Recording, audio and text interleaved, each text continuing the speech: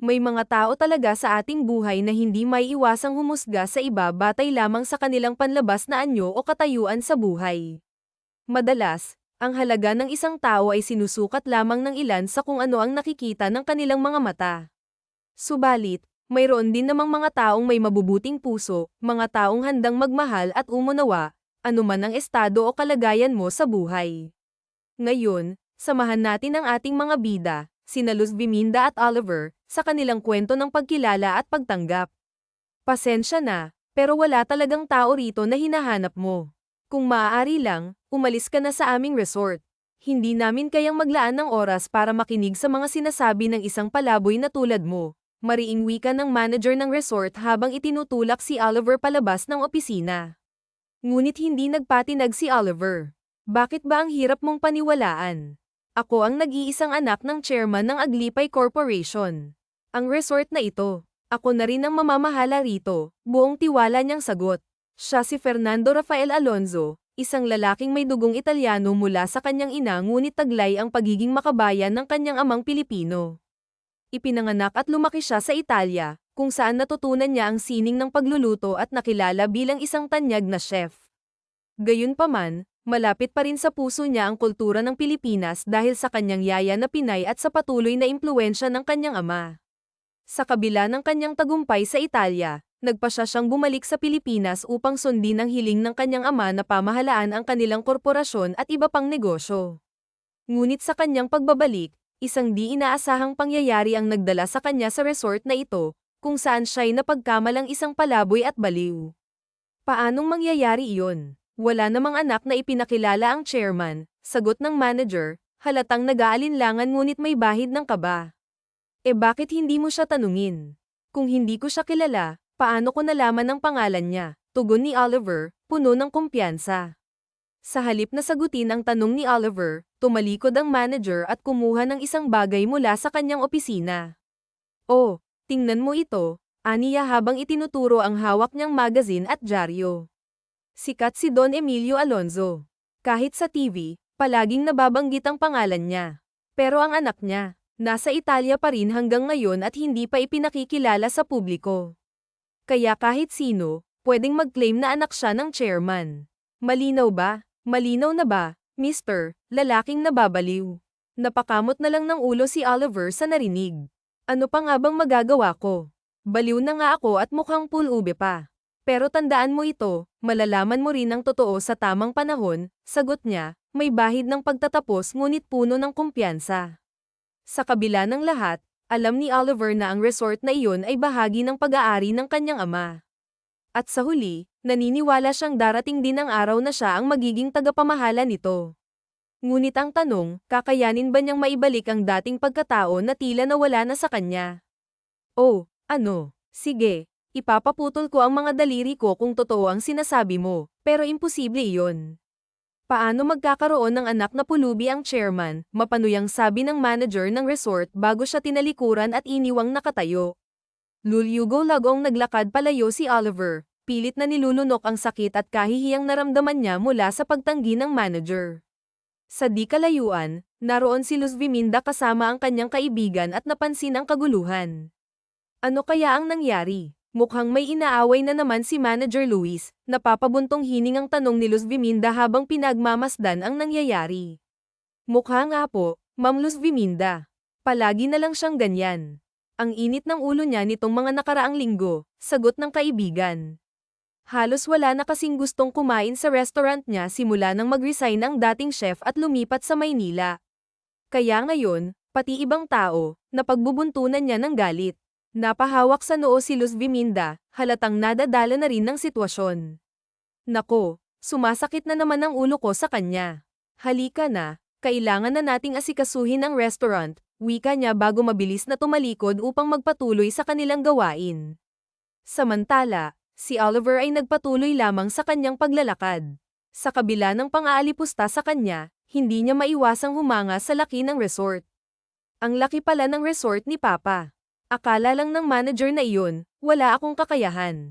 Pero kapag nakabalik na ako kay Papa, siya ang una kong patatalsikin, malakas niyang sabi, puno ng galit at determinasyon.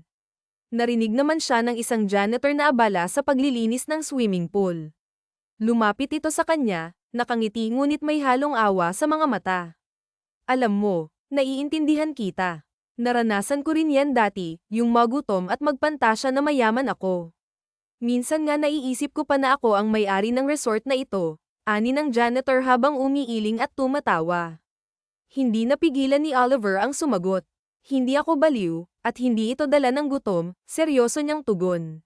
Ngunit tila binawi iyon ng kanyang tiyan na biglang kumulo, dahilan upang mapangiti ang janitor. Nako, sinabi ko na rin yan sa sarili ko noon, natatawang sabi ng janitor. Pasensya ka na, ito lang ang meron ako, dagdag niya sabay abot ng isang sandwich kay Oliver. Kung ako sa'yo, aalis na ako rito sa paligid ng opisina. Kung gusto mo, doon ka sa malapit sa beach. May isang restaurant doon na madalas magtapon ng pagkain. Araw-araw kasi may natitira sa kanila. Hindi nga lang masarap ang luto, kaya halos wala nang kumakain doon. Pero tayong mga tulad natin, hindi na pwedeng mamili, paliwanag ng janitor. Napaisip si Oliver. Ganoon pala rito. Sa bagay, ngayon ko lang naman naranasan ito. Pero sa restaurant ko dati, mababait ako sa mga pulubi. Hindi ko sila hinahayaang kumain ng panes o hindi masarap na pagkain, sagot niya, puno ng alaala ng kanyang nakaraang buhay. Ngunit tumawa lamang ang janitor, inakala nitong may tama na talaga sa utak si Oliver. Sa huli, naglakad na lamang si Oliver palabas ng gate at nagtungo sa beach na sakop pa rin ng resort. Doon niya nakita ang tinutukoy na restaurant. Tama nga ang sinabi ng janitor, halos walang tao sa lugar. Sa kabila nito, nanatili siya roon buong araw, tahimik na naghihintay ng tamang pagkakataon.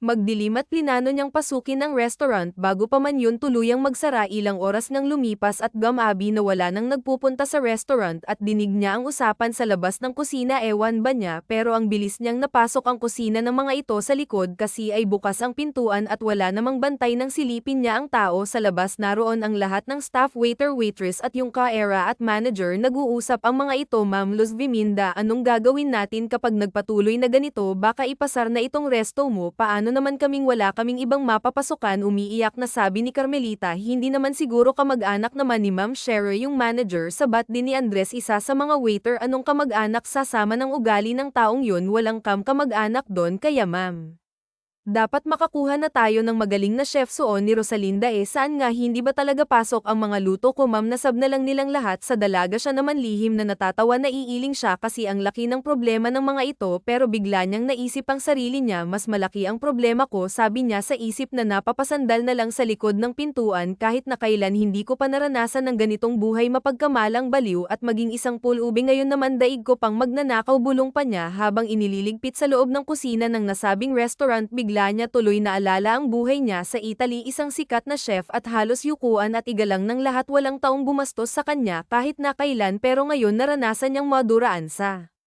mukha at maabyutan ng isang pirasong tinapay at ngayon matututunan na rin yata niyang magnakaw. Ano ba namang buhay ta? Naiinis na napakamot siya sa ulo. Hinintay pa niyang gamabi bago niya maisipang maghanap ng makakain. Napansin niyang wala ng mga tao sa labas na nag-uusap kaya nagsimula na siyang tumayo at nagbukas ng ref. Nakita niya na may mga tirang ulam pa roon, halos hindi nabawasan. Kumuha siya ng mangkok at pinggan. Naisipan pa niyang initin ang sabaw na nasa kaldero at nakasalang doon sa kalan. Kumuha siya ng kutsara at nagmamadaling sinubo ang kanin na may ulam, kaya lang naibugan niyang lahat yun at patakbo pa siyang napapante sa lababo para magmumog at mailabas ang lahat ng nakain niya. Grabe naman sila, paano namang kakainin ito ng mga tao? Bukod sa ubod ng alat, may mapait pa akong nalalasahan. Ano ba namang pagkain? Bulalas niya sa sarili habang pinupunasan ng likod ng palad ang nasabing bibig. Tapos noon ay napaupo na lang siya sa sahig. Gusto ko niyang mawalan ng pag-asa. Kung ganito palagi mamamatay akong dilat sa gutom. Mahina niyang bulalas kaya ang ginawa niya, tumayo siya at pinatay ang apoy. Buhat sa kalan, tinikman niya rin ang sabaw. Buhat sa loob ng casserole, nakita niya na may mga binabad pang buto ng baka sa sabaw. Okay naman ang mga ingredients niya at mga kagamitan sa pagluluto ay okay. Yung nagluluto talaga ang may problema, sabi pa niya sa isip. Bigla niyang naalala ang sinabi ng janitor doon sa malapit sa opisina. Umalis daw ang chef ng restaurant na ngayon ay kinaroroonan niya. Kinabukasan unang pumasok sa kusina si Luz Viminda. Ang totoo siya naman kasi ang nagluluto kahit na alam niyang wala siyang alam sa pagluluto. Sinasikap niyang matuto at pagigihan ng pagluluto niya kasi ayaw niyang bigyang kasiyahan ng tiyo niya na parati siyang minamaliit. Tiyak na masaya ito sa pag-alis ng chef niya. Sinabi na niya kasi sa kanyang sarili na hindi siya papayag na magsara ang restaurant niya kahit na anong mangyari. Ikinagulat niya nang matikman niya ang sabaw na nakasalang lang doon sa kalan. Tinikman niya yon at nasarapan siya sa lasa. Nagtataka siya kung paanong sumarap ang luto niya. Maya-maya ay may narinig siyang tilhilik. Baboy, teka, may baboy ba rito? Bakit may naririnig akong baboy? Bulalas niya. Hinanap niya ang tunog na naririnig tapos ay nakita niya sa ilalim ng lamesa ang isang taong natutulog. Kinuha niya ang maliit na kawali at sandok sa kanyang malakas na pinukpok yon. Tumunog yon ng malakas. Ay halimaw. Bulalas ng lalaki at napabangon. Ano-anong halimaw? Sa ganda kong tahalimaw. Bulalas niyang tanong sa lalaking mukhang gasgasan. Grabe ka naman, bakit naman ang ingay-ingay mo at binabating mo pa sa tenga ko ang hawak mong kawali? Ikaw ang may ganang magalit. Ikaw na nga itong trespassing sa kusina ko. Sino ka ba? Tanong ni Luz Viminda habang naka-cross arms pa. Ako nga pala si Oliver. Alam mo bang ang pangalan ko'y kinuha ng mama ko sa olive oil at liver ng mamahaling tupa, sabi pa ng binata, sabay buga ng hangin at malakas na tawa. Napapailing si Luz Viminda sa mga kakaibang salita ng lalaki. Baliw ka ba? Baka naman dahil sa matagal ka nang hindi nakakakain. Kung ganon, sana nagsabi ka na lang. Maraming pagkain sa fridge, sabi niya, ngunit tinawanan lang siya ng lalaki. Itinaas pa nito ang kamay na parang nagmamando. Alam mo, ang mga customer na patuloy nakakain dito, mababaliw din at mawawala sa sarili dahil sa sama ng lasa ng mga pagkain ninyo. Bulalas ng pulubi, na ikinabuka ng bibig ni Luz Viminda. Napahawak siya sa kanyang bewang, halatang nainsulto sa sinabi ng estranghero. Teka nga muna. Ako na nga itong inalok kita ng pagkain para hindi ka na magnakaw, tapos sasabihan mo pa ako ng ganyan. Doon ka na nga matulog sa buhanginan sa tabing dagat. Ang lakas ng hilik mo, para kang baboy, inis na sabi niya, sabay talikod sa lalaki. Paglabas niya sa kusina, naroon na pala ang ilan sa kanyang mga tauhan. Ma'am Luz Viminda, may nangyari ba? Halos umuusok ang ilong niyo, tanong ni Andres, isa sa mga waiter. Wala. May pulubing nakapuslit sa kusina natin. Tapos nilalipan niya ang luto ko. Ang sarap sakalin, galit na sagot ni Luz Viminda. Ma'am, sa totoo lang po. Nag-aalangan si Andres ngunit nagpatuloy. Totoo naman po ang sinabi ng pulubi. Kung siyang ang pulubi ayaw sa pagkain natin, paano pa kaya ang mga customer natin? Malungkot niyang sagot. Andres naman, huwag ka namang maging harsh kay ma'am. Tayo lang din ang iniisip niya kaya ayaw niyang isara ang restaurant, sabat ni Rosalinda, na pilit pinapakalma ang sitwasyon. Hindi naman sa nilalay kita, Ma'am Luz Viminda, dagdag ni Andres, pero kailangan nating tanggapin ang totoo. Hindi tayo makakahanap ng solusyon kung hindi natin aaminin ang mga pagkukulang natin. Patuloy lang nating lolokohin si Ma'am Luz Viminda, kahit na siya rin ang mahihirapan. Natahimik ang lahat. Ang bigat ng usapan at tila nawawalan na sila ng pag-asa. Ngunit biglang may sumingit na boses mula sa kusina. Tama yan. Para masolusyonan ang problema, una, dapat nyo itong tanggapin. May pagkukulang at may dapat ayusin, sabi ng boses. Napalingon silang lahat at nakita si Oliver, ang pulubi, na palabas mula sa kusina. Nagulat ang lahat, lalo na si Luz Viminda at ang kanyang mga tauhan. Sino ka naman? Tanong ni Rosalinda, halatang naiinis. Siya yung pulubi, sagot ni Luz Viminda, na tila nawalan na ng lakas. Siya pala. Ma'am, hahayaan na lang ba natin siya? Nag-trespassing siya at kinain pa ang mga pagkain sa fridge, sabat ni Benigno, isa sa mga waiter. Hayaan nyo na, wala akong oras para ipapulas pa siya, malungkot na tugon ni Luz Viminda. Ayan, kasi naman, pinalungkot mo pa ang manager namin. Dapat nag-thank you ka na lang sa mga kinain mo, masungit na sabi ni Carmelita. Sinasabi ko lang naman ang totoo, sagot ni Oliver, na tila hindi apektado. Kahit sinong pulubi, hindi masasarapan sa pagkain nyo. Baka nga pati aso, hindi kainin yan. Mas masarap pa ang dog food, dagdag pa niya, sabay tawa. Ayos tong pulubing to, Ibang klase, sabi ni Luz Viminda, na halos masabunutan ang sarili sa inis. Pigilan niyo ako. Masasabunutan ko na to, galit na dagdag niya. Ma'am, tama na po. Masisira ang poise niyo, paalala ni Rosalinda, na pilit siyang pinapakalma. Napalunok si Luz Viminda. Naalala niyang kailangan niyang panatilihin ang kanyang dignidad. Sige na, hindi kita ipapapulis. Umalis ka na lang dito. Hindi ka naman makakatulong sa problema ko, pasinghal niyang pagtataboy kay Oliver. Ngunit ngumiti lang ang lalaki. Okay, dahil naaawa ako sa inyo, at maswerte kayo na ako ang napuntahan niyo, sabi niya, na ikinataas ng kilay ng lahat. Hindi niyo pa kasi ako kilala, pero kaya ko kayong tulungan sa problema niyo. Itinaas pa ni Oliver ang kanyang dila at ipinakita ito sa lahat. Itong dilang to, sabi niya, na ikinagulat ng lahat. Ew, sabay-sabay nilang sabi. Napaka-sensitive nito sa lasa ng pagkain. Hindi niyo lang alam, pero baka pasalamatan niyo ako balang araw, mayabang pang sabi ni Oliver. Nagtawanan ng lahat sa kanyang yabang, ngunit hindi may kakailan na nabighani sila sa kanyang kumpiyansa. Sa kabila ng inis ni Luz Viminda, tila may kaunting pag-asa na nabuhay sa kanyang puso. Napatitig na lang si Luz Viminda kay Oliver. Paano mo naman magagawa yon? Sige nga, patunayan mo sa amin na magaling ang panlasa mo, hamon niya. Ha, ma'am, maniniwala ka po ba sa baliw na yan? Unang tingin ko pa lang, may sapak na sa ulo, bulong ni Andres sa kanya. Nagkibit balikat si Luz Viminda, ngunit tila nagdadalawang isip. Okay, sige, ganito na lang. Bigyan niyo ako ng damit, sapatos, at payagan niyo akong maligo, sabi ni Oliver. Halos isang buwan na akong palaboy-laboy rito sa Palawan. Wala man lang akong mahinga ng tulong. Sige na, at patutunayan ko sa inyo na magaling akong magluto, dagdag niya, sabay tingin kay Luz Viminda. Napabuntong hininga si Luz Viminda. Desperado na rin kasi siyang makahanap ng bagong chef. Aminado rin siya sa sarili niya na hindi talaga nakakain ang mga luto niya. Okay, sige, Andres, bilhan mo siya ng damit, utos niya. Sumunod naman si Andres at bumili ng mga damit. Ilang minuto pa, nakaligo na si Oliver at suot na ang t-shirt at pantalon na binili para sa kanya.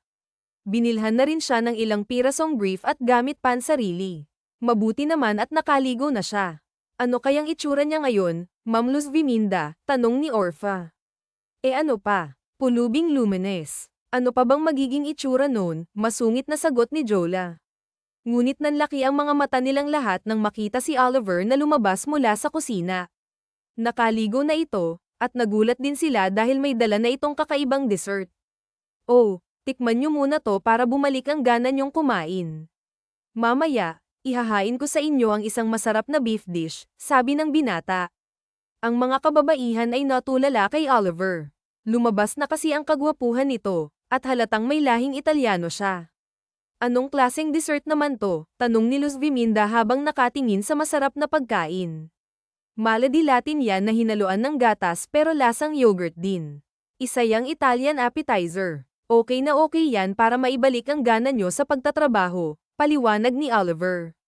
Nang matikman nilang lahat ang dessert, para bang lumulutang sila sa alapaap dahil sa sobrang sarap. Wow, ang sarap nito. W sarap, bulalas ni na Carmelita at Ligaya. Nako, napaka-ignorante nyo talagang dalawa, sabi ni Isagani, ngunit tinikman din niya ang dessert. Sa maikling panahon, hindi niya maitatangging nasarapan din siya. Kakaiba ang lasa nito, at hindi niya pa natikman kahit saang restaurant. Okay, sige, pasado sa akin. So, paano ang magiging usapan? Tanong ni Luz Viminda. Oliver ang pangalan mo, hindi ba? Dagdag niya. Yes, ako nga si Oliver. Pero bago ang lahat, kailangan muna kitang makausap ng masinsinan sa opisina mo. Okay, sige, halika sa opisina ko, sabi ni Luz Viminda. Tumayo siya at nagtungo sa opisina, kasunod si Oliver. Pagdating sa opisina, umupo si Oliver sa upuang may sandalan sa harapan ng mesa ni Luz Viminda. Si Luz Viminda naman ay naupo sa swivel chair malapit sa kanyang mesa. Okay, ano bang gusto mong mangyari? Tanong ni Luz Viminda. Tutulungan kita, pero sa isang kondisyon, tutulungan mo rin akong makabalik sa tunay kong pagkatao. Natawa si Luz Viminda. Naisip niya na baka nababaliw lang ang lalaki o nanloloko. Okay, sige, tutulungan kita, pero tulungan mo rin ako. Kailangang turuan mo akong magluto, At kailangang lumakas ang restaurant namin. Kapag nangyari yun, gagawin ko rin ang tulong na hinihingi mo. Pero teka, magagawa mo ba talaga akong ailapit sa papa ko? Sino bang papa mo? Tanong niya. Ang aking amay si Orlando Aglipay, ang chairman ng Aglipay Corporation, sagot ni Oliver. Napatulala si Luz Viminda sa narinig. Ngunit maya-maya, tumawa siya ng malakas. Ano namang nakakatawa, nagtatakang tanong ni Oliver. Alam mo, hindi yata papa mo ang kailangan nating hanapin kundi psychiatrist. Mukha yatang nababaliw ka na, eh. Teka nga, ang akala ko ba deal to? Dapat maniwala ka kasi totoo ang sinasabi ko, sabi pa niya na sumeryoso ang mukha sa dalaga. Oh, okay, sige. Nakakapagtaka lang kasi talaga. Pwede mo bang ikwento sa akin para maging malinaw sa akin ang lahat? Sige, ganito yan. Pero dapat sa atin na lang muna. Kasi mahirap na, baka mamaya may maniwala sa kwento ko tapos kidnapin ako at ay patubos ng milyon sa papa ko. Mahirap na, kaya sa atin na lang munang dalawa, pabulong pang sabi ni Oliver. Medyo inilapit niya ang mukha niya sa dalaga. Si Luz Viminda naman ay mataimtim na nakikinig sa kwento. Noong nakaraang buwan, sinulatan ako ng papa na bumalik na ako kasi ipapamahagi niya. Kahit nasanay na ako sa Italy at magandang pamumuhay ko doon kasamang mama ko, pinagbigyan ko ang papa ko. Kaya lang, pagbaba ko rito sa Pinas, ang ganda pala rito. Natuwa ako. May lalaking lumapit sa akin sa airport at inalok niya ako mag-tourist visit dito sa Palawan. Ako naman si tanga, sumangayon. Sabi niya, ibobok niya ako ng hotel dito at ipapasyal sa mga magagandang resort. Nang makarating kami sa airport, nawala ng lahat ng gamit ko. Yung taxi na nasakyan ko, kinuha ng lahat ng pera ko pati ng mga gamit. Lampas na 1 buwan akong nagpapagal-gala rito, kaya nga nagmukha na akong pulube, malungkot nitong kwento. Hindi naman makapaniwala si Luz Viminda. Ibig sabihin foreigner ka pala. Oo, na hindi Pinoy. Ako na lumaki sa Italy. Bakit ang tatas mong magsalita ng lengguwahe namin? Tagalog ka? Parang taga rito ka lang talaga. Ano ka ba naman? Tatay ko Pinoy, syempre. Si Aling Sabel na palagi kong kasama, Pinoy siya. Siyang nagturo sa akin na magsalita ng Tagalog, kaya matutulungan mo ba ako na matawagan ko ang papa ko? Marahan siyang tumango kahit na hindi niya alam kung paniniwalaan ba niya ang kwento ng isang lalaking hindi niya lubos maisip kung nagsasabi ba ng totoo. Okay, sige, susubukin ko. Pero tulungan mo kaming mapabalik ang mga customer dito sa restaurant. Kailangan lahat ng mga guest dito sa resort ay mahatak namin ulit, kung hindi, mapapaalis kami rito sa restaurant. 1 buwan ang usapan. Tapos, tutulungan kita kahit hindi ko alam kung totoo ang lahat ng sinasabi mo. Okay, sabi ni Oliver at umapir pa ito sa kanya. Umapir na lang rin siya para walang problema. Matapos ang usapan ay plinano na nila lahat ang mga gagawin nilang strategy mula sa marketing hanggang sa mga bagong putahe na iluluto nila ay pinag-usapan nila. Naisip nila na magpa-familiarize ng mga paboritong lutuin sa Pilipinas. Kahit na lumaki siya sa Italy, hindi nawawala sa kanyang tunay na dugo ng isang Pinoy na nananalaytay sa kanya. Lahat ay para bang isang panaginip naman para kay Luz Viminda. Unti-unti nang nagbabalikan ng mga customer nila. Nako, ma'am, maraming naghahanap ng dessert. Tapos, kapag natitikman na nila yung appetizer natin, napaparami pa sila ng order, sabi ni Ligaya. Okay, mas pagbutihin nyo ang serbisyo. Huwag nating kakalimutan na kahit ano pang sarap ng mga putahe kung bagsak tayo sa service baka mawala sila, sabi pa ni Luz Viminda. Si Oliver naman, nakatingin sa kanyang buhat sa bintana ng kusina. Natutuwa siya sa dalaga kasi magaling itong mag-manage ng restaurant. Yung katulad ng dalagang mga hinahangaan niyang tao. Naiisip nga niya kung minsan kung may talent ba siya sa pagmamanage o sa pagluluto lang siya magaling. Okay, isang Italian pasta, sabi ni Ligaya. Okay, sagot niya at inihanda na niya ang mga gagamitin. Napansin niya na isa sa kailangan ng restaurant na iyon ay hindi lang magaling na chef kundi kinakailangan din ng mga apprentice. Kinagabihan, naisip niyang sabihin yun. Kailangan kay magdagdag ng mga chef kahit naong student pa lang kasi hindi kakayanin ng isang chef lang ang trabaho sa kusina. Katulad ng tagahugas at tagaluto, ang master chef dapat may mga nauutusan na gawin ang ibang trabaho ng pagluluto. Palagi niyong tandaan na ang kusina sa isang restaurant ay hindi katulad ng simple at maliit na bahay na ang iisang tao lang ang kumikilos. Kailangang may team, sabi pa ni Oliver. So, ang ibig mong sabihin kakailanganin mo pa ng ibang cook o yung may alam sa kusina? Tanong ni Luz Viminda. Tumango si Oliver bago sumagot, oo, isa pa makakatulong rin ong sayo lalo na kapag wala na ako. Makahulog ang sagot ng binata. Okay, sige, pansamantala. Gusto ko ring matutong magluto ah. Ikaw syempre pwede kitang turuan, pero kapag tapos na ang mga trabaho para matutukan kita, napapangiting sabi ni Oliver tapos ay naiilang na tumingin sa ibang direksyon. Uy, si chef parang namumula ka naman yata. Bakit? Ibang luto ba ang balak mong ituro dito sa ma'am namin? Inosenteng tanong ni Carmelita. Carmelita, so ni Luz Viminda sa tauhan. Sige, mula bukas chef, ako na ang dishwasher, sabi ni Benigno at bukas pwede akong magsama ng madadagdag sa kusina, dugtong pa ni Benigno. Lahat ay nakauwi na. Nagpaiwan si Luz Viminda kasi nga gusto niyang matutong magluto. Nakita naman niya si Oliver na naroon pa rin sa kusina at may ginagawa. Oh, narito ka pa rin. Oo, hinihintay kita eh. Sabi mo magpapaturo ka, sagot lang ng binata na hindi naman siya nililingon. Umupo siya sa harap ng center table na naroon tapos nakita niya si Oliver na lumapit sa fridge, may kinuha ito tapos ay inilapag sa harapan niya. Oh, ano naman to? Tikman mo, masarap yan. Yogurt yan pero mas espesyal yan dun sa Pina Finalize. Ito talaga syempre para saw talaga yan, pasasalamat ko yan sa'yo. Para saan? Para sa pagtitiwala mo. Kung hindi ka naniwala sa isang pulubing marungis, baka hanggang ngayon palaboy pa rin ako. Alam mo bang ilang beses ko nang iniisip na magpakalunod na lang sa dagat? Kaso lang hindi ko rin kaya, malungkot niyang kwento. Alam mo, kung totoo man ang sinasabi mo, bakit hindi ka hinahan ng papa mo? Hindi ba niya malalaman na nawawala ka tsaka yung mama mo? Hindi ba siya magtatanong kung nakarating ka ba ng maayos? Tanong niya sa binata. Naiisip pa rin kasi niya kung totoo nga ba ang sinasabi nito. Si mama wala na siyang communication kay papa. Tapos nabilin ko kay Aaya na huwag sabihin na kay papa ako pupunta. Sanay si mama na palagi akong nawawala. Alam niya kasing mahilig akong mamasyal sa Europe. Naikot ko na yata ang buong Europe.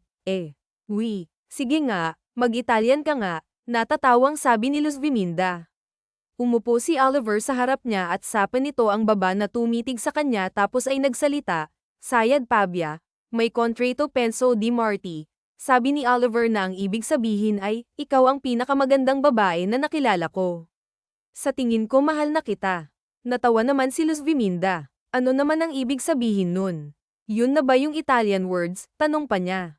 Tumayo na lang si Oliver at nakangiting tinapunan siya ng tingin. Ikaw na ang baalang umintindi, sabi nito. Oy, ang daya mo. Ang bilis magsalita, Dapat dahan-dahan lang para may chance pa akong hanapin sa internet ang kahulugan nun, makulat na sabi ni Shea. Kinulit pa niya ang binata. Bahala ka dyan, basta sinabi ko na hindi ko na uulitin. Ang daya, tumutales sa nguso na sabi niya. Sige na, magsimula na tayo. Turuan mo na akong magluto. Gusto ko yung malaking isda. Paano ba lutuin ng masarap at hindi malansa pero malinamnam pa rin? Habang lumilipas nga ang oras ay tinuturuan siya ni Oliver. Unti-unti naman ay natututuhan niya ang mga putaheng gusto niyang gawin at lutuin. Wow, Ma'am Luz Viminda, talaga po bang luto mo ang Italian pasta na to? Nanlalaki pa ang mga mata ni Rosalinda na tanong. Ganon din ang ekspresyon ng mukha ng iba pa. Okay, sige, tikman nyo na para mahusgahan na natin ang luto ng manager nyo. Grabe, kinakabahan ako. Paano kung hindi nyo magustuhan? Tanong ni Luz Viminda sa lahat. Hindi yan, sabi ni Oliver na commendat pa sa kanya tapos ay sinabi ang lahat. Natikman na. Wow, grabe ang sarap-sarap naman nito, ma'am, bulalas ni Ligaya. Si Ligaya, owa talaga, sabi ni Benigno tapos ay tinikman na rin nito ang niluto ni Luz Viminda. Nako, sino ba ako? Nasaan ako? Biro pa ni Benigno matapos kainin ang niluto niyang pasta. Kita mo na, malilimutan na talaga nyo ang pangalan nyo kapag natikman nyo ang niluto niya. Yan ang simula, tapos marami ka pang matututunan, sabi ni Oliver. Naku naman, chef, sigurado na tinuturuan mo na si Ma'am Luz Viminda. Bakit? May plano ka na bang iwan kami? Malungkot na tanong ni Carmelita. Ikaw naman ito ni Rosalinda. Ano ka ba? May karapatan ka bang magtanong ng ganyan? Bulong ni Rosalinda. Ha, nako, saan naman pupunta itong si Chef? Nakalimutan niyo ba pulubi lang siya noon at tinulungan siya ni Ma'am Luz Viminda kaya siguradong dito lang si Chef, birada naman ni Andres. Ay, tanga, naniniwala ka bang pulubi ang isang taong magaling magluto? Hindi kaya katulad ka lang chef nung mga taong napapanood namin sa pelikulaong nagpapanggap tapos mayaman naman pala, sabi naman ni Isagani. Actually, sa maniwala kayo at sa hindi, ako si Oliver, sabi niya habang binabalang ang tingin kay Luz Viminda. Kay Luz Viminda lang niya pinagtapat ang lahat at ang buong pagkatao niya. Nakatanga naman ang mga ito sa kanya at hinihintay ang isasagot pa niya. Wala lang, isang palaboy pala na tinulungan ang mom niyo. Baka nga kung loobin ng pagkakataon, gusto ko ring magtagal dito, sagot lang niya habang kakamo-kamot sa batok. Yun naman pala, wala tayong dapat ikabahala, sabi rin ni Andres tapos ay nakahinga sila ng maluwag. Kinagabihan, nakita niya si Oliver na nakaupo sa isang lumang bench sa may likod ng restaurant. Simula nang tulungan sila nito ay doon niya na ito pinatira sa staff room. Oliver, siya nga pala, itong sweldo mo, sabi niya sa binata sabay abot ng puting sobra. Umupo rin siya sa bench na kinauupuan ito. Nako, meron akong sweldo. Salamat ha, pero hindi ka na dapat nag-abala pa kasi okay lang kahit na wala sira. Para kang sira, pwede ba yun? Kung hindi ka naging chef namin, hindi makakabangon onong restaurant ko. Baka hanggang ngayon pinag-iinitan pa rin ako ng tiyuhin ko at gustong paalisin, sagot ni Luz Viminda. Napatingin sa kanya si Oliver. Maayos na maayos ang itsura nito kaya nung una niya itong nakita. Salamat, tipid na sagot at ngiti ng binata. Siya nga pala, ibinili kita ng cellphone na Reyna rin ang contact number sa office ni Don Emilio Alonzo. Pwede mo na siyang matawagan anumang oras, sabi niya pero hindi niya napigil ang mabasag ang tinig niya. Idinaan lang niya yon sa kunyaring pag-ubo. Baka lumala yan. Uminom ka na agad ng gamot, nag-aalalang sabi ni Oliver mga oras na yon. Napatitig na lang siya sa binata. Hindi niya alam kung bakit may lungkot siyang nadarama habang pinagmamasdan nito. Kapag umalis ka ba makakalimutan mo ba ako? Okay lang ba kung magtatagal pa ako? Halos sabay nilang nasabi. Natawa na lang silang pareho kasi nga parehong tanong ang ibinulalas ng mga bibig nila. Tapos ay nagkatitigan sila. Sila lang naman ang naroon kaya parang sinamahan ng bilog na buwan at liwanag noon ang kakaibang damdamin na nararamdaman nila para sa isa't isa. Luz Viminda, alam ko mali kasi halos isang buwan pa lang kitang nakakasama at nakikilala. Alam ko na hindi ka pa sigurado sa katauhan ko, pero totoo lahat ng mga sinabi ko. Pero hindi na nito natapos ang mga sinasabi kasi nailapat na ni Luz Viminda ang mga labi niya sa labi ng binata at sa ilalim ng puting sinag ng buwan pinagsaluhan nila ang isang matamis na halik. Katulad ni Oliver, iyon din ang nararamdaman niya. Mahal na rin niya ang binata at wala siyang pakialam kung ano man ang tunay na katauhan nito. Para sa kanya si Oliver ang lalaking bumuo sa kanya at umunawa at nagturo ng bagay na hindi niya alam.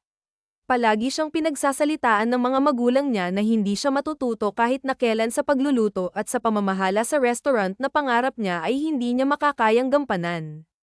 Pero ang sinabi ni Oliver sa kanya nang minsang nag-aaral pa sila, huwag mong sakuan ang pangarap mong matutong magluto kasi kapag natutuhan mo yan, yan ang isang bagay na kahit na kailan ay hindi mawawala so parang degree mo na rin yan, pinag-aralan na hindi mananakaw, sabi pa ni Oliver.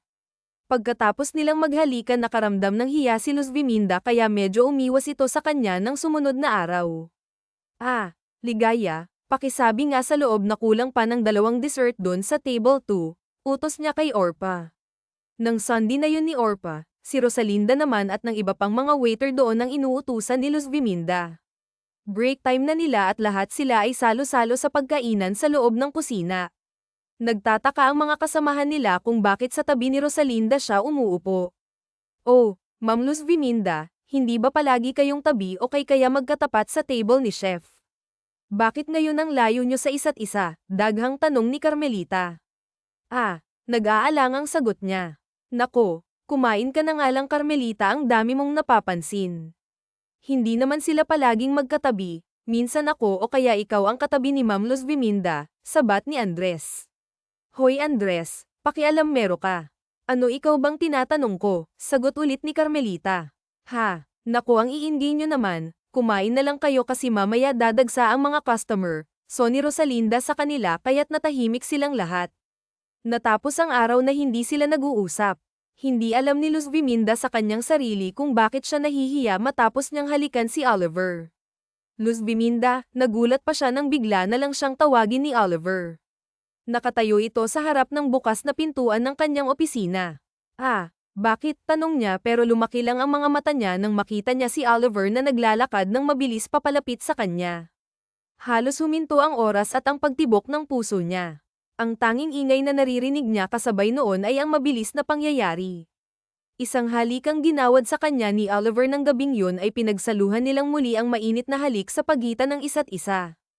Ano ka ba naman? Bakit mo ako hinalikan? Tanong niya kay Oliver matapos nilang gawin yun. Ikaw kasi iniiwasan mo ako. Alam mo natakot ako na baka habang buhay mo na akong iwasan. Alam mo sa tingin ko hindi ko kayang mabuhay rito na hindi mo ako kakausapin. Sige ka baka mawalan ng lasang mga luto ko kapag pinahirapan mo ang loob ko, sabi pa ni Oliver. Grabe, bulalas niya ng mahina. Hindi ko akalain na ang corn mo pala. Ilang taon ka na ba Mr. Chef Oliver? Nakangiti niyang tanong kasi nga kinikilig siya. Sa mga naririnig niya, ako. 27. Ha, 27 ka na. Bakit ang tanga mo? Biruin mo, naloko ka ng mga scammer sa airport. Nakakaloka, natatawang bulalas niya habang napapatingin sa binata. Ewan ko ba, siguro nangyari talaga yun dahil kung hindi, hindi kita makikilala, sagot ni Oliver. Kaya Luz Viminda, pwede bang maging official mo na akong boyfriend? Diretsong tanong ni Oliver sa kanya. Nakatitig ito sa mga mata niya, at nakita niyang seryoso ito sa itinatanong nito. Siya naman ay marahang napatango. Simula nga noon ay naging opisyal ang kanilang relasyon. Pansamantalang ipinagpaliban ni Oliver ang paghahanap o pakikipag-usap sa kanyang ama dahil mahal na mahal niya si Luz Viminda. Sa isang iglap, nakalimutan ni Oliver ang tunay niyang buhay sa Italy. Isa siyang sikat na chef, samantalang dito sa lugar kung saan siya masaya ay dati siyang pulubi na pinulot at binihisan ni Luz Viminda. Isang araw, namasyal sila sa sikat na mall sa Palawan. Habang naroon sila, ay namimili sila ng gamit at damit. Masaya sila at sobrang sweet. Hindi nila alam na naroon din pala sa department store ang isa sa mga kapatid na babae at ang tiyuhin ni Luz Viminda. OMG, Uncle, look, bulalas ng babaeng nakakita sa kanila. Totoo nga ang chismis ng mga friends ko na may boyfriend na si Luz Viminda. Yun daw pulube ang sabi-sabi sa resort. Totoo nga, binihisan lang daw ni Luz Viminda ang isang pulube at ginawang boyet at pinatira sa restaurant niya, bulong ni amihan sa tiyuhin nila. Nang makita nga ito ng uncle niya, agad silang nilapitan. Luz Viminda, totoo nga, natatandaan ko ang lalaking yan. Siya yung baliw na nagsasabing anak siya ni Chairman Aglipay. Naloloka ka na bang pinatulan mo yan? Malakas ang boses na sabi nito sa kanila. Oo nga naman, ate, ano ka, desperadang magka-boyfriend. Alam naming lampas ka na sa edad mo, pero may goodness, bakit naman isang pulubi pa at may tupak sa ulo, sabi rin ni amihan.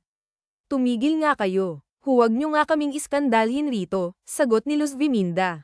Hinawakan niya ang pulsuhan ni Oliver at hinayla palabas ng store. Tara na, sa iba na lang tayong mamili. May mga sanggot dito, sabi pa niya at tuluyan silang umalis.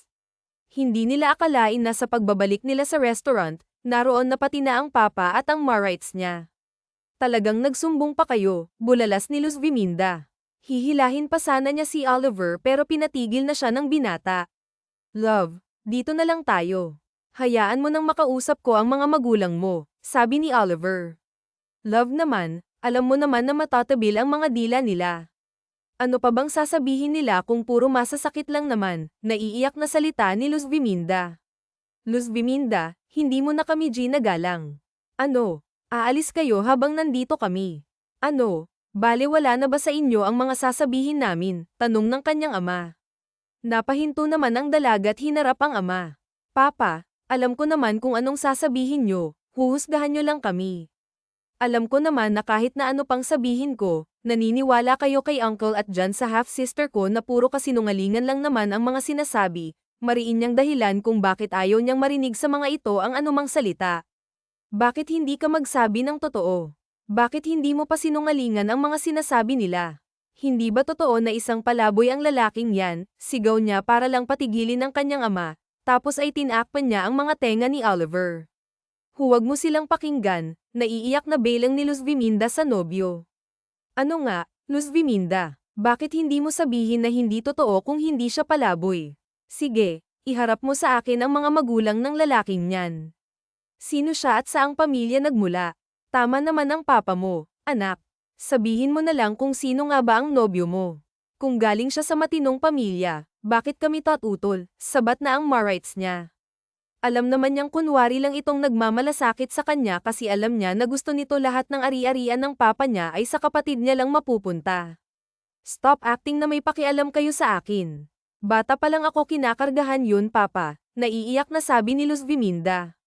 Huwag mong ibahin ang usapan, sigaw muli ng kanyang ama. Hindi mahalaga sa akin kung saan siya nagmula, kung sino o kung meron man. Ang mahalaga sa akin ay nagmamahalan kami. Mahal ko siya, papa, at siya lang ang lalaking gusto kong makasama. Sa narinig niyang sabi ni Luz Viminda, ay labis siyang natuwa at naging masaya siya na handa siyang ipaglaban nito kahit nasa sarili pa nitong pamilya. Pero ayaw naman niyang tuluyang magkasira ang mag-ama. Love, tama na yan. Hayaan mo, darating ang panahon na maipapakilala ko rin ang sarili ko sa kanila. Malalaman din ng lahat kung sino ako. Kung ganun, sino ka ba talaga? Belang ng ama ni Luz Viminda kay Oliver. Si Ginoong Gregorio Santos ang ama ni Shea, at ang ina naman ng dalaga ay matagal nang namatay. Sa ngayon, hindi ko pa po kayang patunayan sa inyo kaya hindi ko pa masasabi, baka mamaya pag-isipan nyo lang akong baliw katulad ng uncle ni Luz Viminda, sagot ni Oliver. Kung mapapatunayan mo kung sino ka, hahayaan ko ang anak ko na makasal sa iyo. Hindi naman ako tutol. Pero kung palaboy ka lang, mariing umiling ang matanda. Kung palaboy ka lang, umalis ka sa buhay ng anak ko. Huwag mong gamitin ang kabutihang loob ni Luz Viminda para pagsamantalahan, maautoridad na sabi pa ng ama ng dalaga. Pero habang hindi mo pa nasasabi, ipapasara ang restaurant na ito, utos naman ang marites niya. Papa, ano bang kalokohan ito? Ano bang kalokohan ang ginagawa mo? Bakit ipapasara mo ang restaurant ko? Lumabas na rin naman ang kasulatan galing head office. Kahit na nagbalik na ang mga customer ninyo, hindi nyo pa rin nahit ang target para sa nakalipas na 3 buwan, at ang petisyon ko para mapasara kayo ay naaprobahan na. Kaya ano pang hinihintay nyo? Unahin mo ang pag-aalis ng gamit mo sa lugar na ito kung gusto mo. Doon ka na lang sa beach resort magtayo ng kainan yun ay kung mabibigyan ka ng permit, sabi pa ng baklang kapatid ng marites niya. Ang sama nyo, sino kayo para tratuhin kami ng ganito? Hindi mo ba alam na bayad ako ng 3 taong upa? Paano nyo magagawa to sa akin? Malakas ang boses na sabi ni Luz Viminda. Pero may kontrata kung hindi nyo nakukuha ang target sales nyo, pwede kayong paalisin, sabi pa ng baklang manager. Ano? Hindi pwede ang sinasabi mo, sanggal ni Shea. Papa, sabi pa ni Shea. Hiwalayan mo ang palaboy na yan, at hahayaan ko pa kayo ng mga tauhan mo. Pero kung hindi, ako mismo ang hihingi ng pahintulot na ipasara ang restaurant na ito, mariing banta ng kanyang ama. Huwag po, maawa kayo. Ako na lang ang aalis, sabi ni Oliver. Oliver, hindi ka aalis. Hayaan mo sila, hindi nila magagawa ang gusto nila. Lalaban ako, sabi niya sa lahat. Makinig ka, huwag mong gawin yan. Hayaan mo akong ipagtanggol ka. Mahal kita, Luz Viminda, at lahat ng mahal mo. Mahal ko rin kapag dumating ang panahon na nakabalik ako sa tunay kong pagkatao, babalitaan kita at kukunin na rito, maliwanag. Sa ngayon sapat na ang lahat ng nagawa mo para sa akin. Binigyan mo ako ng matutulugan, dinamitan, at pinakain, at higit sa lahat, minahal mo ako ng walang pag-aalinlangan. Kaya naman, hayaan mo akong ibalik ang lahat ng ito sa'yo. Salamat, marami akong natutunan sa buhay habang kasama ka, mariing sabi ni Oliver habang hinahaplos ang pisngi niya. Napatingin siya sa mga mata nito. Ang oras na yun ang oras na huli niyang nakita ang gwapo nitong mukha. Tapos noon ay umalis si Oliver na walang dala na kahit na ano. Hindi rin alam ng binata kung saan at paano muling magsisimula. Kahit na ang cellphone na binigay ni Luz Viminda ay iniwan niya para walang masabi ang mga magulang nito. Ayaw niyang mahirapan si Luz Viminda. Ayaw niyang pati ang negosyo at ang mga tauhan nito ay makaranas ng gutom katulad ng mga naranasan niya.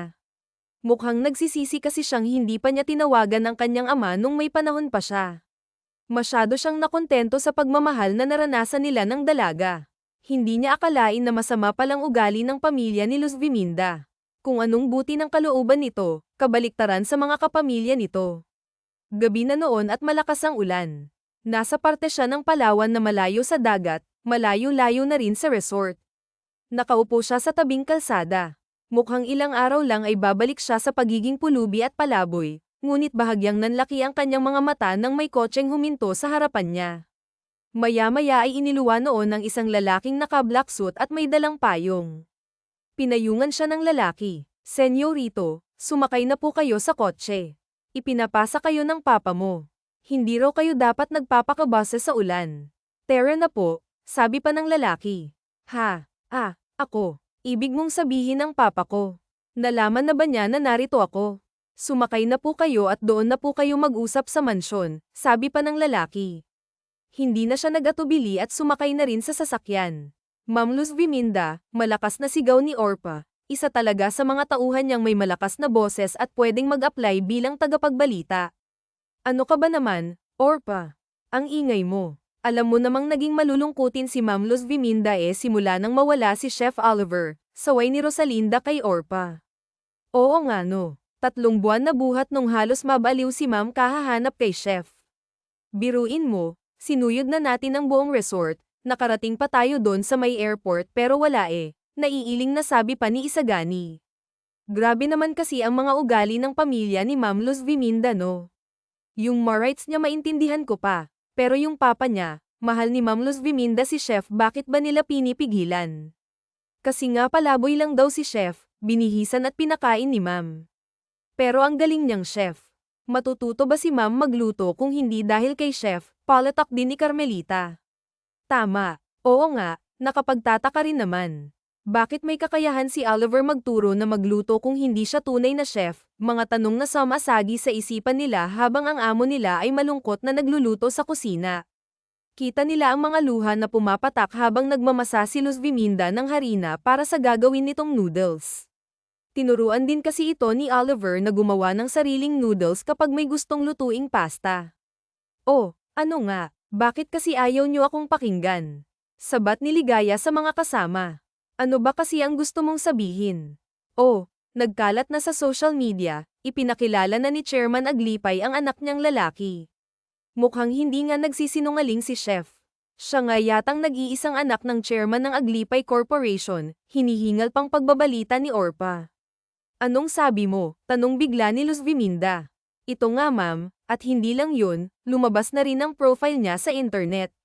Di ba dati hindi natin siya ma-search kaya hindi mapatunayan na totoo ang sinasabi niya, pero ito ngayon lumabas na," dugtong pa ni Ligaya. Agad na nagtungo si Luz Viminda sa loob ng opisina niya. Nagsunuran naman ang mga ito sa kanya. Agad na nagtungo ang cursor ng mouse sa computer sa searching tab at hinanap ang pangalan ni Fernando Rafael Alonzo, isang sikat at premyadong chef sa Italy, may 3 kilala at sikat na Italian restaurant at multi-billionaire na noon pa. Basa niya sa mga article na naglalabasan sa internet.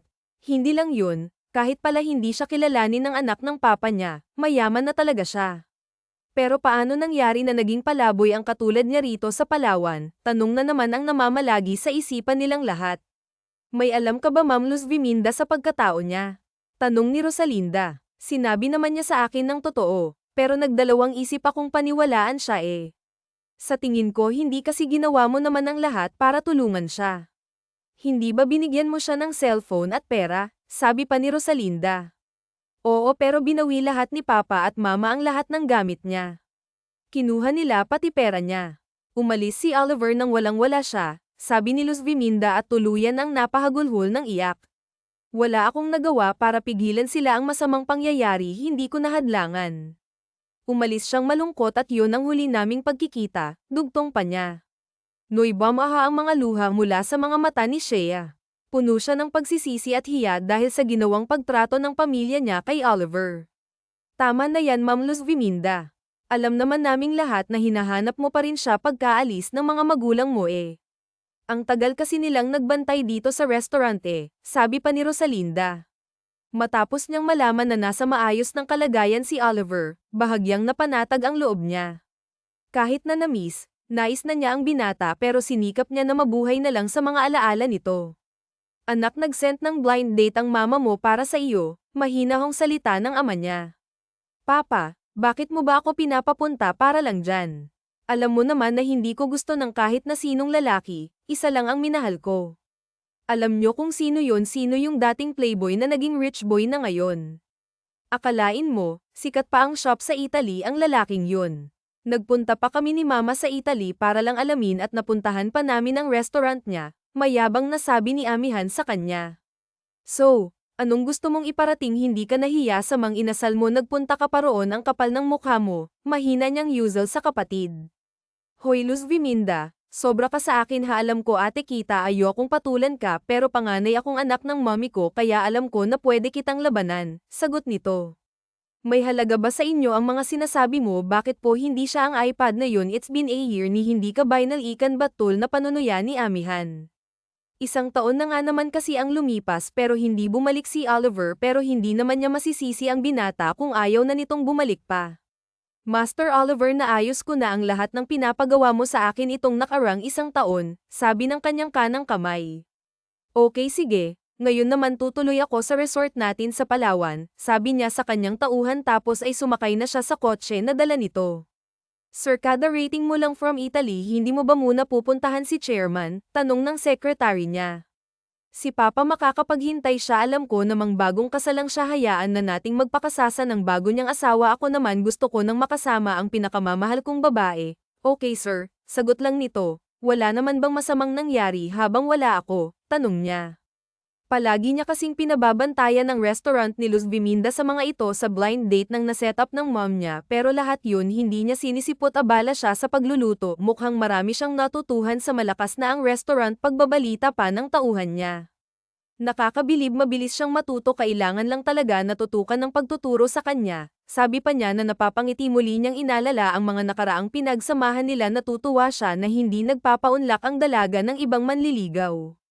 Huminto sila sa tapat ng restaurant pero bago yun nagtuloy sila sa opisina ng resort para magpabok ng silid na matutulugan niya. Matagal siyang mamamalagi sa resort para makita na rin ang pamamalakad na dapat ng palitan. Pagpasok niya sa loob ng opisina, nadatnan niya ang pakikipagtalo ng mga isang pamilya na guest sa manager. Ibalik nyo ang pera namin, hindi na namin gustong manatili pa sa lugar na ito, ang pangit ng serbisyo nyo, yung room may mga insekto, hindi ba kayo nagbabayad para ipalinis ang buong facility? Reklamo ng babae.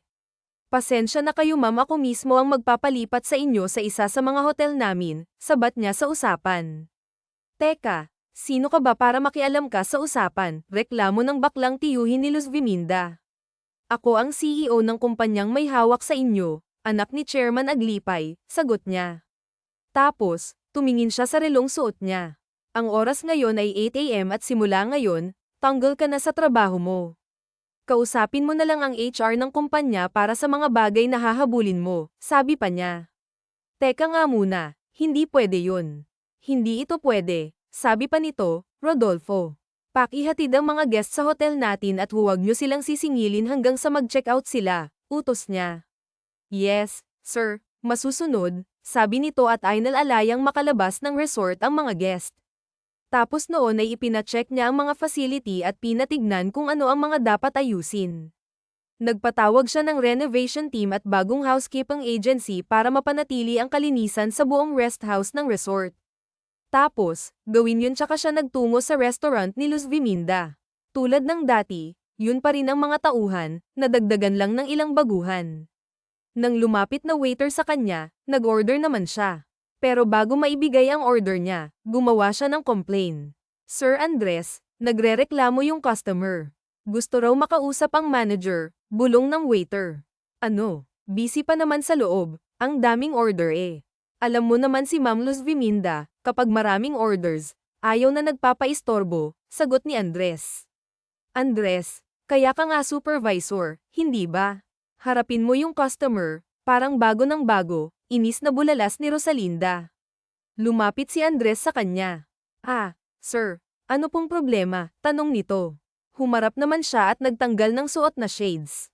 Nanlaki ang mga mata ni Andres. Huwag kang maingay. Nasaan ang ma'am nyo? Tanong niya.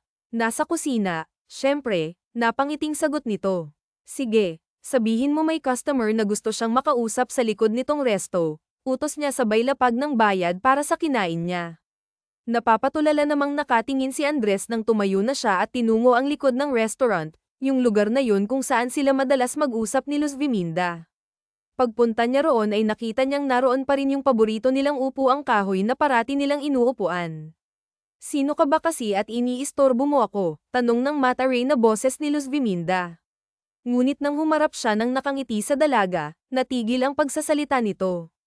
Natulala at napatakip ng mga palad sa bibig. Ibinuka niya ang kanyang mga kamay para ay welcome ang dalaga at yakapin siya. Patakbong napalapit si Luz Viminda sa kanya at nagyakap sila.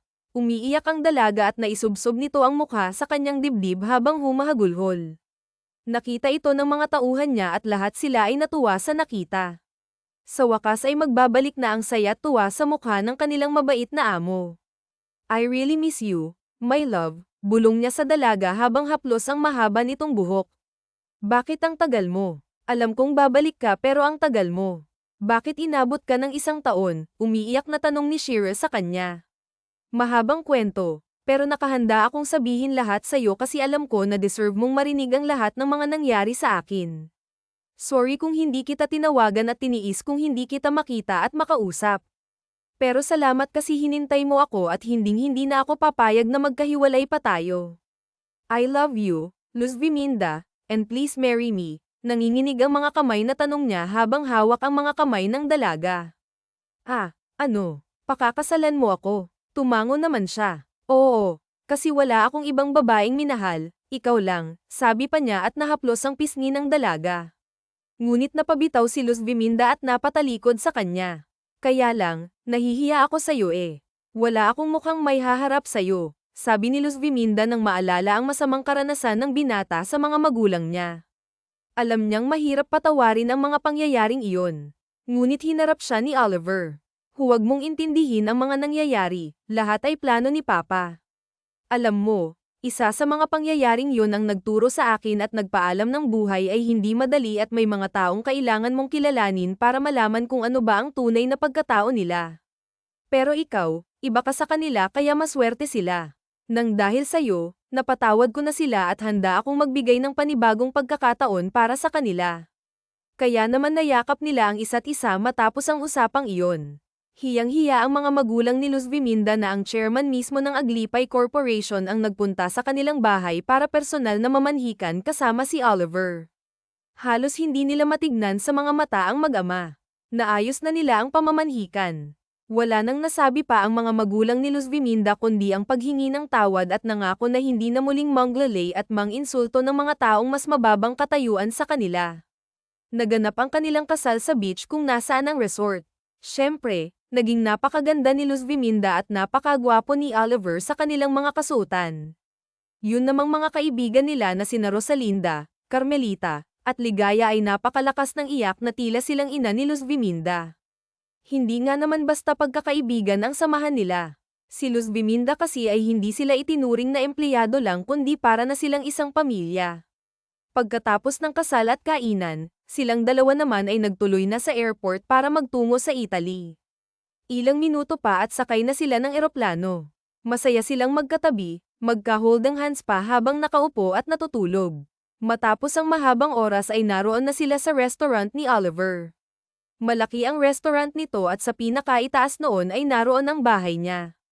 Doon niya dinala si Luz Viminda. Grabe, nakarating pa talaga ako ng Italy. Dati pangarap ko lang ang malaibat ang iba't ibang kontinente, pero ngayon natupad ko na. Narito na ako sa Italia, sigaw niya habang nakataas ang 2 kamay. Naroon siya sa miranda ng silid nila ni Oliver. Tapos, lumapit si Oliver at yamakap sa bewang niya. I'm your king and you're my queen. Ang sarap sigurong dito na lang tayo ha. Paano naman ang restaurant ko tsaka ang akala ko ba tutulungan mo ang papa mo?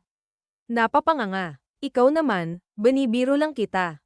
2 months okay na sa akin, pilyo siyang ngumiti sa asawa. Wow, ang tagal naman ng honeymoon natin. Baka naman may baby na ako sa tummy ko kapag balik natin ng Pinas, love. Naman syempre. Kaya nga tayo nagha-honeymoon para makabuo tayo ng maraming babies. Ayokong matulad sa akin ang pamilya natin. Gusto kong maraming anak at masayang pamilya, sabi ni Oliver. Tapos ay yamakap muli at hinalikan ng pisngi ng asawa. Nabigla pa si Luz Viminda nang bigla niya itong buhatin at dalhin sa kanilang kama. Inihiga siya ni Oliver doon at saka tumabi rin. Nakatitig lang sila sa mukha ng isa't isa, ninanamnam nila ang mga sandaling yun na magkasama sila. Hanggang ngayon para pa rin akong nananaginip. Yung mga araw na wala ka para talagang napakalungkot, pero ngayon nababalot ako ng kaligayahan, sabi ni Luz Viminda. Tapos ay inangkla nito ang mga kamay sa kanyang leeg at hinapit yun para tuluyang magdikit ang kanilang mga labi. Doon na nga nagsimula ang kanilang mahabang gabi sa piling ng isa't isa. Nang sumunod na mga araw ay nilaibat nila ni Oliver ang buong Italia. Namasyal sila at dinala rin siya ni Oliver sa ina nito. Ngunit nagulat siya na isang libingan ang kanilang pinuntahan. Love, bakit nga pala nandito tayo? Nagtataka niyang tanong sa asawa. Sorry talaga, love. Alam mo kasi kaya ako isang taong nawala, namatay si mama nang makuha ako ni papa. Inayos niya na ang lahat, siguro mga 3 buwan lang buhat nang ipakilala niya ako. Babalikan na sana kita nang biglang mapatawag si Yaya sa akin at binalitang inatake si mama. Nang malaman nito na nasa Pinas ako kasama ang papa, kaya yun hindi ko na siya inabutan. 1 taon kong inayos ang lahat ng properties na iniwan sa akin ni mama. Tapos ayon, nagluksa na rin ako. Sa tingin ko ikinagulat ng husto ni mama na may communication pala ako sa ama ko, kwento ni Oliver habang naroon sila. Nagpapasalamat siya sa ina ng asawa. Naisip niya na pareho na silang ulila sa ina kaya nangako siya sa harap ng puntod nito na aalagaan at mamahalin niya ang asawa. Habang sakay sila ng kotse, naalala niyang itanong kay Oliver. Love, paano ka pala nakabalik sa papa mo? Taka niyang tanong. Nag-alala ako sa'yo, hinanap pa kita sa buong lungsod at natakot ako. Hindi ko alam kung bakit wala ka na, sabi pa niya. Si papa pala ang may pakana ng lahat. Yung scammer sa airport at yung taxi na nang hold up sa akin, kinuha, tinangay lahat ng gamit ko, siya palang may pakana noon, sagot ni Oliver. Ano? Bakit naman daw? Gusto raw niyang malaman ko at ma-experience ng mabuhay ng mahirap dito sa bansa kung saan siya lumaki. Gusto raw niyang matutuhan ko ang lahat ng dapat kong matutuhan sa buhay dito sa Italy. Naranasan ko lahat ng karang yan. Ayaw ni Papa na dumating ako sa puntong akalain ko na napakadali ng buhay kaya yun, pinaranas niya sa akin ang hirap, ang mabuhay na parang palaboy at hindi pinaniniwalaan ang kahit na sino. Doon hindi ako sikat at hindi agad makukuha ang lahat sa madaling paraan, napatango naman siya. Ah, ganun pala. Mabuti naman at nakuha ka niya agad nung nawala ka sa restaurant, sabi pa niya. Oo. Kaya pala minsan nagugulat ako may mag-aabot na lang sa akin bigla ng sandwich